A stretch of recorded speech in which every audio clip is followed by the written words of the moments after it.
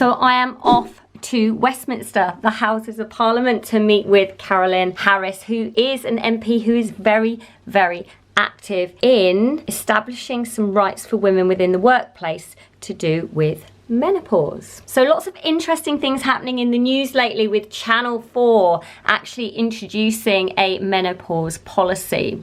So where is it going from here? And do we know if we can see what the uptake of that legislation will be in the long run? Are there groups and bodies? Is there a committee that is there to advise? So I'm going to speak to Carolyn about exactly how this is all going to work, how it is most importantly going to affect you, and how it is going to be carried out, because these measures are great, but it's the formulation of the policy. Who are they referencing? Are they referencing people of the general public? I presume they have doctors, physicians, but who else do they have? Do they have an exercise specialist? Do they have people that can solve the issue? So that's why I'm going. Watch this space. We're off to Westminster. Let's go, guys.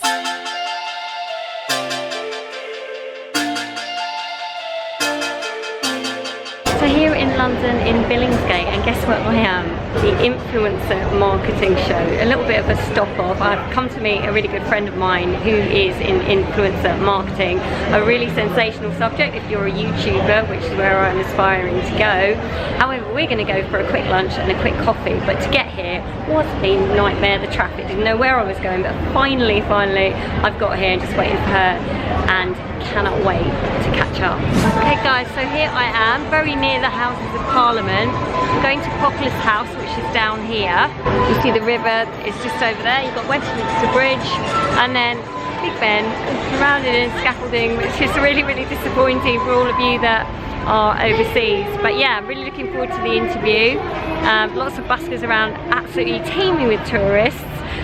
Great day, thank goodness it's not raining, and here we go.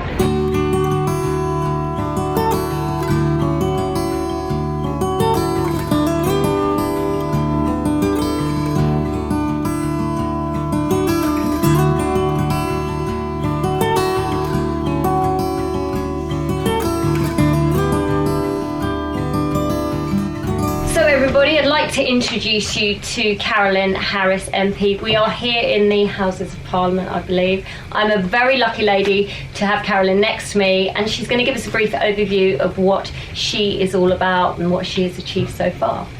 Okay, well, I haven't always been a Member of Parliament. I've only been a Member of Parliament since 2015. I was actually a dinner lady and a barmaid in my 20s and 30s, and it was only the tragic loss of my son Martin when he was 8 in a road accident that actually led me to want to change a very, very negative, awful situation to some kind of positive. And the only way I could do that was to go to university and try to learn some skills which would allow me to help other people. I did that, and then from 98 on, I was really involved in working with social enterprise and in the communities and helping community groups and projects and issues to be the profile lifted and to make a good campaign. And then in 2015 I was elected, and I continued to campaign quite strongly on some really important issues, including fixed odds betting terminals and getting the stake reduction to £2 from £100. Children's funerals, I've managed to get all the UK governments to actually scrap the cost of children's funerals, which is really important. Very, very keen on maternity policy in prison, women's prisons. I'm really keen to see better care for women in prison. I'm really keen to see menopause policy being introduced into workplaces, and if companies want to take that on as a personal responsibility to bring that in, then I really think we should legislate to make that happen, because women on the menopause deserve as much information and as much support in work as what pregnant women in the workplace do. So I'm a great advocate for us putting it into employment law that we have to have menopause policy. Okay, so from the outside, what are we doing for the legislation? Do you have governing bodies that you work with? Who are your advisors? Well, to formulate the policy? Well, as an opposition Member of Parliament, we haven't got advisors. So the Labour Party have actually promised on a menopause policy, which Joe and I worked on, and they've now said that that's what they would deliver, and that is, it's a good policy, but it's basic in as much as we're asking employers to take responsibility for making sure that uniforms are not restrictive, that flexible working hours, that, you know, air conditioning or a cool environment for women to work, time out, quiet spaces, you know, the basics which give women respect. I mean, basically, but I would like to see workplaces not needing to have legislation. I'd like to see them actually absorbing this and taking it on themselves, because women going through the menopause, it's something that most women at some point will go through, not always later in life. In some cases, because of medical conditions, they will go through it early in life, and we don't want to be putting women on the scrap heap, because we lose invaluable talent and skills and experience, and women don't deserve to be written off just because they've gone through or going through the menopause. We need to be saying, we understand you have a problem, we understand that it will pass, but we need to work with you while you're going through this difficult situation, and do all we can to make sure that, you know, at the end of all this, you still got the job, you've still got everything that we need as a company and that we can offer you as an employee. That's really interesting. So, I mean, your personal experience with menopause, was that quite devastating? Is that part of the reason why you're doing this? Is there a personal reason to it I as mean, well? I didn't have a brilliant start. I think I probably had a really bad year in menopause, half of which I actually struggled on in work, and the other half, because I had to have surgery for other gynecological problems, I wasn't in work, and I think I allowed the emotion to overtake me, and I became a gibbering wreck, actually. Not then knowing it was the menopause, but thinking I was genuinely having a nervous breakdown. It was only retrospectively I realised that the symptoms I had were menopause. And what really worries me, I had a brilliant GP, but what really worries me is that the lack of training that GPs have in actually identifying menopause. Unless you happen to be on a work placement with a GP who's specialising in it, you probably will learn very little from your time in training about the menopause. That is why so many women are ending up having antidepressants instead of being counselled for a menopause. And it's tragic, but unfortunately it's very true. No, it's the same in my experience too. I was just wanting to chat to you about the need for support groups with the menopause. So to counter the pressure of family and friends and society that have not caught on with the importance of, say, lifestyle changes that are important to initiate with menopause, for example, food choices, exercise choices. So if a woman wanted to feel fully supported and she was advised to make these lifestyle choices, how can we ensure that they're going to be able to do that supported? Do you have any, do you foresee any support group structure coming out of this? Well, I'd like to think so. I mean, one thing bothers me about that is that we have to acknowledge that economically sometimes making changes like that they prohibit a lot of working class women from being able to do that, because one, is economic, and two, is the hours, the time. You know, I know so many women of my age who are working maybe 2 or 3 jobs in order to make ends meet. So that's why it's really important that it's in the workplace, because if they can't afford it or can't access it outside of work, then at least they have those opportunities inside work. I think it's like anything else. We're a different society to our mother's generation, who probably would have just pretend all this wasn't happening, and, you know, just not acknowledge that it was anything other than the change. But it's a bit like periods. We now talk about these things, and we've now decided that we are okay to talk about these things, and it's not a dreadful thing to say that you have vaginal dryness, which 10 years ago would have shocked the living daylights out of anyone if you'd said it. So I think we have matured in that we have now a different society, and I think going forward, the next generation of women, it'll be mainstream for them to have these discussions and to go to these support networks and that. But I still think we're at that stage where we haven't quite reached where we need to be, but we're working towards it. Okay, really interesting. So the need for medical advice. So many women start to suffer from serious health problems, often made worse through the menopause, and they need that extra support to start becoming more active. So do you foresee with the legislation that they will get medical advice in the workplace?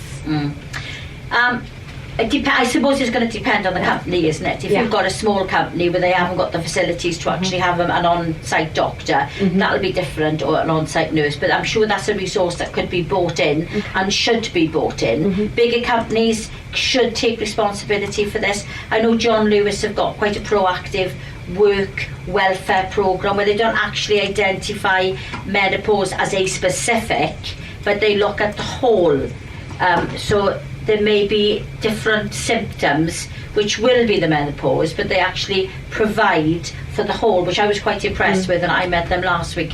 But in terms of normal ordinary workplaces, which, a bit run-of-the-mill, employers are very foolish if they do not think about providing in-work support for women going through this experience, because they will lose a valuable member of staff. Yeah, I agree. And just interestingly, I just made a note today on the andropause. So men often go through the andropause as well. So do you think that by initiating legislation to do with the menopause, that something will arise to do with the men at middle age, because they get a drop in testosterone, don't they? And they buy Ferraris. Yeah, maybe that's what we should do. Yeah, open top cars and pick up with a young floozy. Yeah, I've seen the film. No, yeah, I mean, men will never just let us have something all on our own, except for pregnancy. They don't want anything to do with that, except they're exhausted when we've all given birth and they've done nothing but stand and holding the glasses of water. No, I haven't had 3 kids. I know how that one works.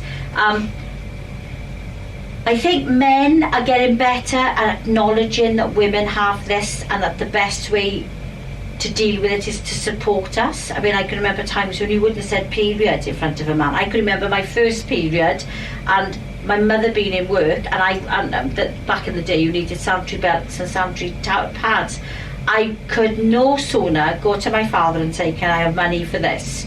I can remember going to a neighbour rather than my father, but it's a different society now. We do talk to people, and we, in this place, we have conversations with men. Now I think, whereas before we used to say it to get rid of them, it doesn't work anymore.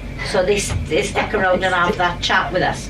But men are getting better, but I have no doubt at all. I mean, they've absorbed flu and created a special brand of it, which is only hits men, and it completely debilitates them until the point where they need hospitalisation probably, and they will do the same with whatever it is they discover. In reality, probably there's nothing for them to worry about, but they will, because they won't want to be left out.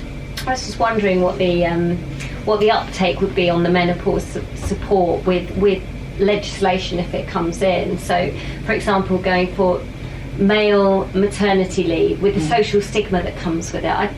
My thinking is that women don't have a social stigma around the menopause, but do you think there would be at all?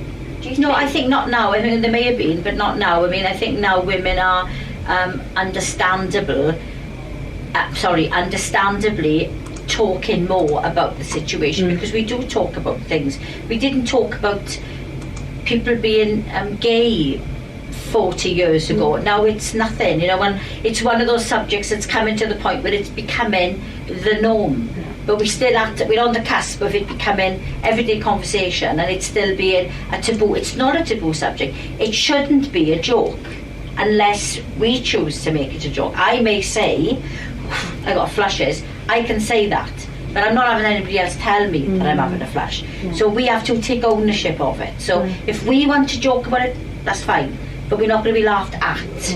And I think that's where we need to be, where it becomes mainstream conversation. It's something that people talk about because it happens. It's not going to go away. It happens. And also interesting with Channel 4 and then legislation internally that they've actually introduced. I'm very much looking forward to seeing what will happen with that. What about evaluation of that implementation? Is there any way to assess that? I don't know. I'm going to meet with Channel 4 shortly, and I'll get a better feeling on that. But I think everything around, any policy needs evaluation to see if it's effective and how it can be changed and what can be taken out, what can be put in. So I imagine that will be an option. And good on Channel 4 for doing that, It's really interesting that they have identified it's a productive way of being a good employer. We discussed about having a commission of some kind for reference with doctors. Would there be like health consultants on it to draft the terms of reference for say a policy? But I think we touched on that before. So do you foresee, if the legislation went through under Labour, for example, what kind of commission would be overseeing that? I think it would be embedded in employment law. I mean, I don't know that we would legislate for a doctor to be on site, but it may be something that we would advocate would be a good way forward. There's only so much you can't legislate for everything. You can have a policy, and I suspect the policy would need to be slightly more general rather than specific about what, but it would demand a certain level of commitment from the company in how they're going to best support and work with women who are going through the menopause, and what services they could offer, like counselling. You know, why isn't menopause something that people counsel for? It's such a simple thing to counsel for menopause. So why aren't we doing it? Very much so, and I suppose there is the option within that to have information workshops, as we discussed earlier, for women to come in to discuss with the group. It's knowledge, isn't it? It's knowing what's out there, and it's about being able to access it and being realistic that not every woman will be able to access it unless it's taken into workplaces, and that's where, and employers have to give the women the time to go to these things. That in itself is a tick as far as I'm concerned, that they are inviting people in and actually giving the women the time to listen. Well, I do think that, you know, with World Menopause Day, with Channel 4 doing this, you mentioned John Lewis earlier as well. I mean, West Midlands Police are pretty good. Tesco's are really good. I've done a lot of work with Tesco's. Well, as do you. A lot of the unions are taking the lead on this, and as do, which is a shop workers union, for obvious reasons. There's a huge membership of women of that age who are working in stores, and they worked. There's a brilliant woman in Swansea called Julie Bird, who came up with this idea of having like a discussion group within one particular Tesco's store, and that really worked well. And then the manager said to her, okay, this is working, let's see if we can roll it out somewhere else. So Julie actually went and spoke to all the managers from Tesco a couple of months ago about what she was doing, and I'm hopeful now that Tesco's nationally will actually pick this up, and they will be doing stuff. So if Tesco's can do it, then anyone can do it, because obviously Tesco's demand on staff are that they need them on the floor at certain times. But it's little things, isn't it? But if someone's really going through that period when they're really hot and they need this, why you can put them to work on the chillers. You know, if somebody, a big one for me is if somebody works in a busy city, coming in at that rush hour time in the morning, especially if you're on the tube, and that feeling of restriction and not being able to move. I mean, it's almost a little bit like having claustrophobia, isn't it? So let's say to a woman, come in an hour later when the rush hour was gone. If it's the kind of job which can be done at home, I'm working from home day. So it's employers being flexible. They will benefit by being good to their staff, because in turn their staff will be good to them. Yeah, there'll be a lot less absenteeism. Much less. And it's not an illness, it's a condition which we will pass out of the other side.